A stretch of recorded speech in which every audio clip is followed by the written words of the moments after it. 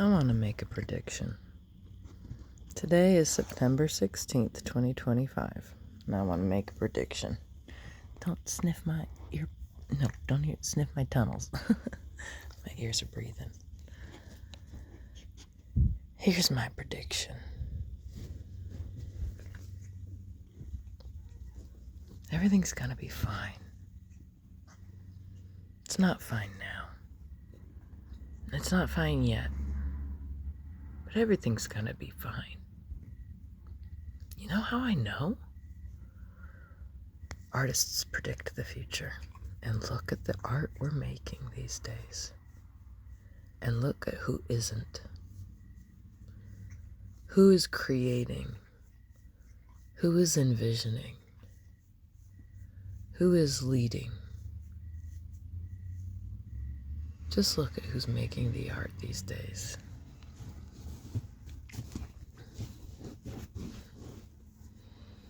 And look at the majority of art they make.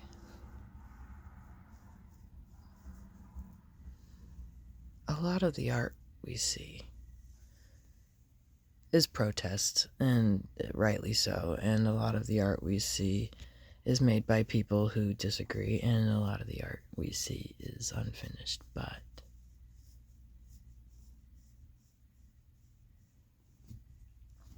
look at the types of TV shows that people are really into these days.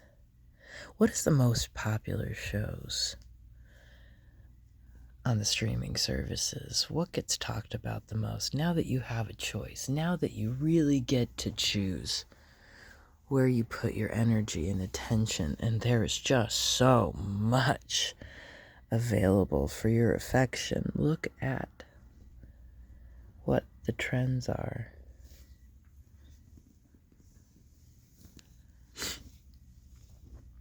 We're gonna be fine.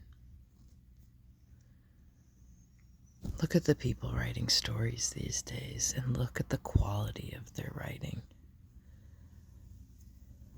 Listen to the people telling stories these days, and listen to the quality of their speaking. Look at the honesty, the reverse AI, the way that we are rebelling. Because art cannot be prescribed. Art, music, and storytelling only begin to exist in the making. I didn't write anything down. I'm not reading anything. This is something I've been predicting for a very long time.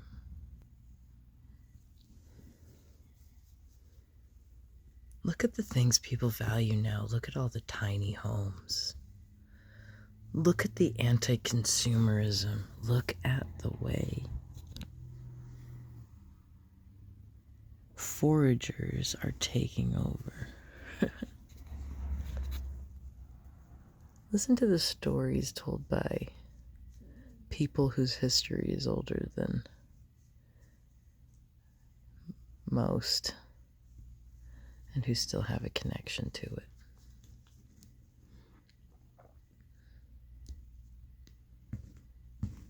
We're gonna be fine.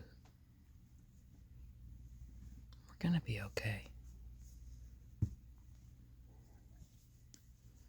We're not gonna choose to be stupid. We're gonna start noticing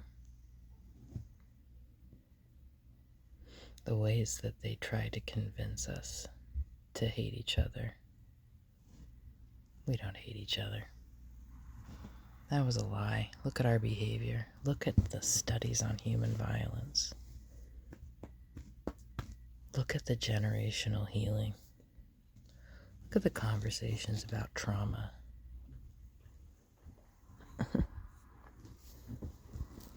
Don't lick on my...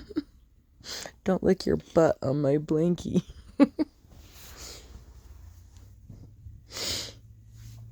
And look at this. Life I am living. I don't want to live like this forever, but I'm living.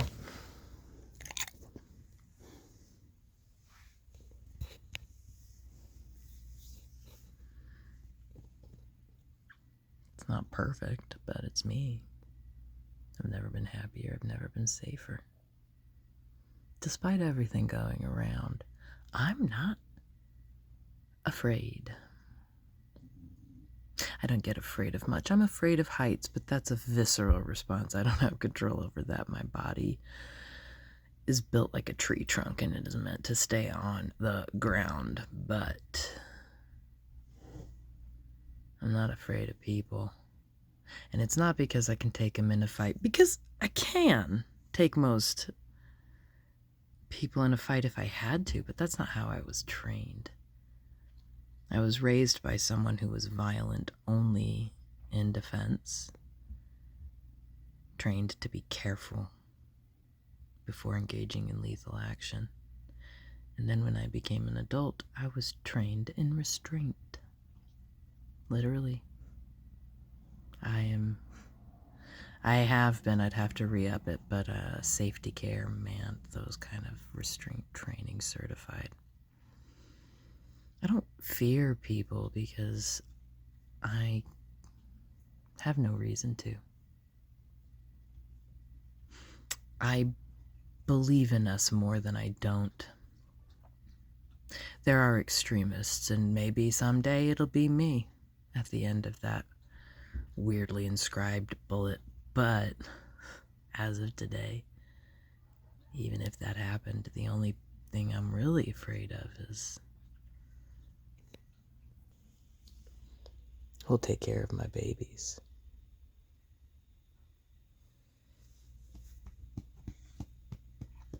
I have to be careful for their sake alone, because when it comes to me, I'm okay. Either way. But I have too much left to do.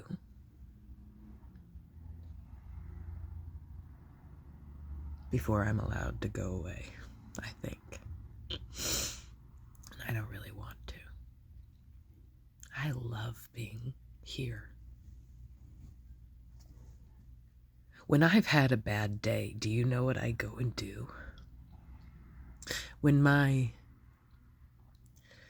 most recent ex-husband would pick a fight with me and act like he was the victim after he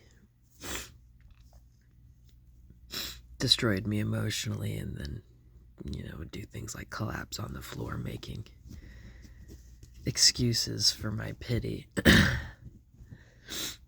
Do you know what I would do to feel better on my very worst days, and I still do? I go to a drive-thru. I like chicken nuggets, chicken nuggies. And I see if I can't make somebody's day better. That's it. What makes me feel better when I've had a bad day is exchanging a chuckle with a stranger. I've been accused of being hateful recently, and honestly, that stuff doesn't bother me because it doesn't stick when it isn't true. Never has. That's my superpower. I don't have to believe you. But that's not who I am. That's not how I behave. I'm friendly. I'm not afraid of people because the second they get to know me, they calm down. I don't know, maybe it's big dog energy. I just took a bath.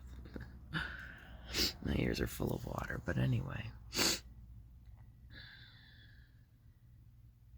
And I have a cold today. And 2 different friends of mine have brought me or are bringing me medicine to help me feel better. Because I can't. And I've finally gotten better at asking for help when I need it. I was never good at it before, but I've gotten there. And everything isn't perfect, and it's not going to be for a long time. It's not okay yet. It's really not okay.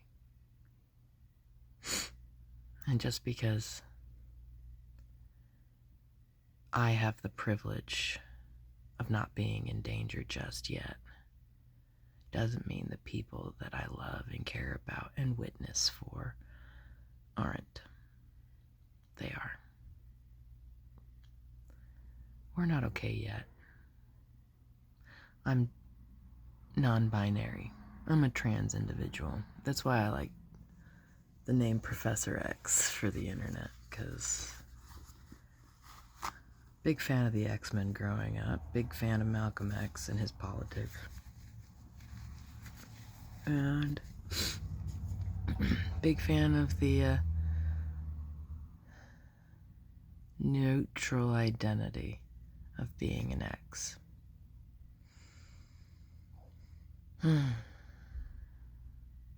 I've always been this way. I never wasn't. I grew up as a little child. I was a little boy. I collected snakes whenever I caught them, whenever I could. I used to feed earwigs to spiders. They didn't like the ants. I tried. It didn't work. I ran around with mostly boys, doing boyish things, and whenever I would play little role-playing games, like who's gonna be Tobias in Animorphs, that was me. You know that kid? You know that guy? That was me. And the Blue Power Ranger, and Sarah the Triceratops, and Spinelli from Recess, and Wolverine from X-Men, and Indiana Jones. Those were my idols. And Celine Dion. What an eclectic array of influences from when I was younger than 8 years old. And then, no, Animorphs came later, let's say 12.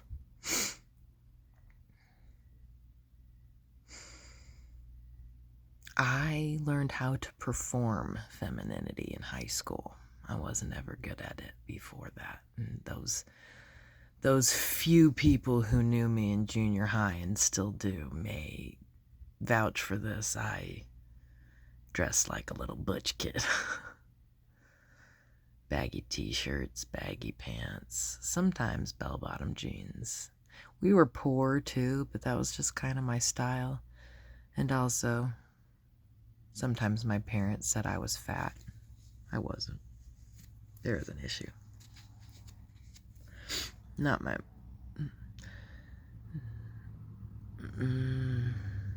something I ever really agreed with, but anyway.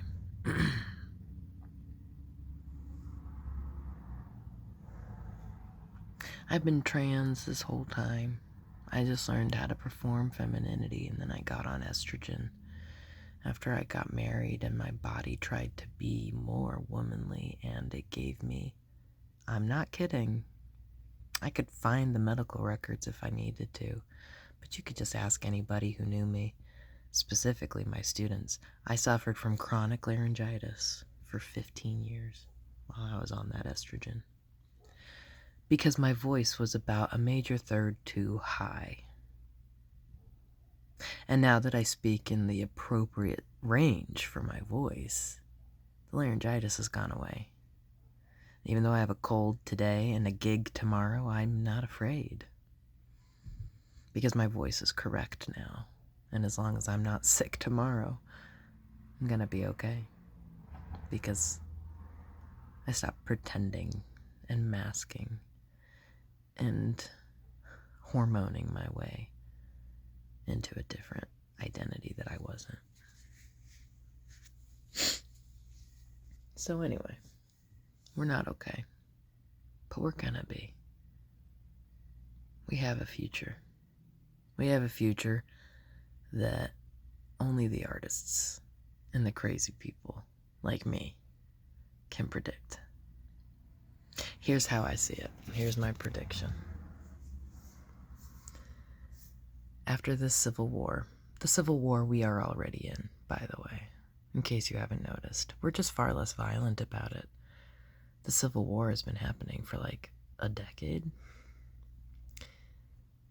When this civil war ends and we come out on the other side of this,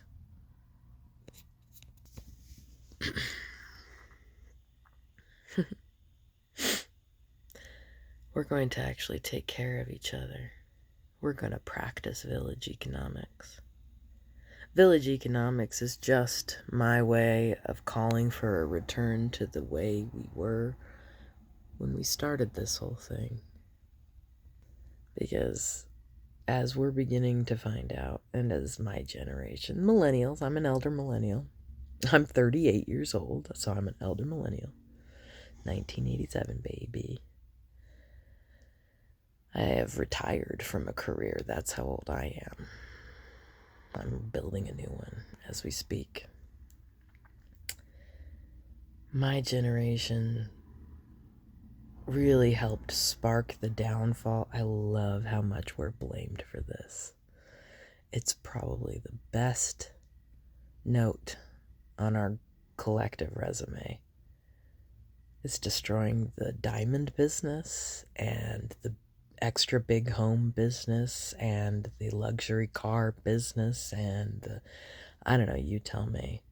I don't read Business Insider. It's full of propaganda that I don't need, but I like catching the headlines because they are afraid of me and people like me. And there's far more like me than isn't these days. Let's not even get started with Gen Z. Hashtag celebrate the youths. You understand that that's why I'm not afraid? I taught and worked with and loved Gen Z for 20 years.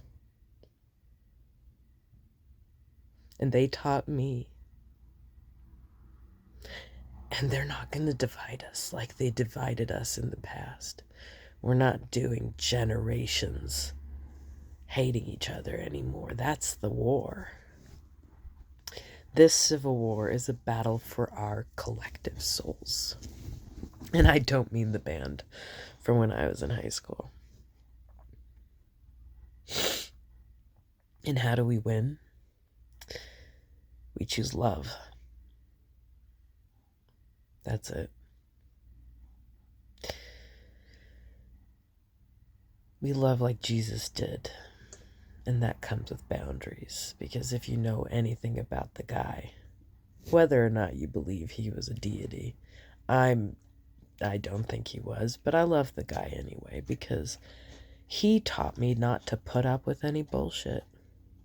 He taught me to make fun of Sadducees and Pharisees, and that was the best way to handle those assholes.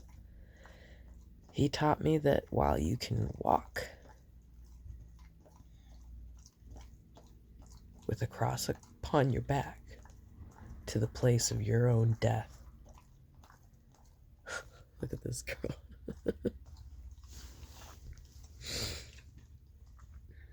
If that's the case, if that's how it really went. That you'll never lose track of the message you spent your entire life of 33 years. I'm 38. I made it further than he ever did. He never backed down on his message of love and gentleness. And when people needed to be fed, he gave them a fish. And when they said he multiplied it with a miracle, what if he was just a fisherman with fisherman friends? What if he just had enough fish? Maybe it wasn't a miracle. Maybe giving is all that it ever was. And all that it is. Maybe if you have more than enough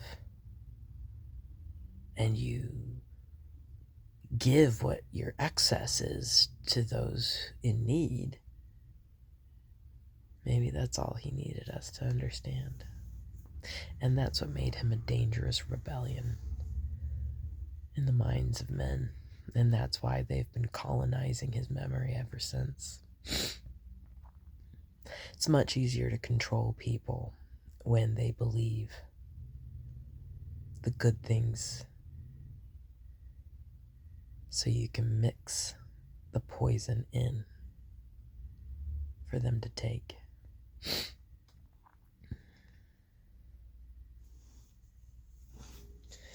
We've come a long way as a species as far as resources goes, as far as knowing how to feed everyone. We have everything we need. We have everything we need. All we need now is for the Civil War that is global at this point. Have you been paying attention? I have. All we need to do is win. And they're dying out because incest is more than a sin. It goes against nature. It's de-evolution. It's moving backwards, and it's sinking in. They can't create art. They can't write poetry. They can't make movies. They can't tell stories.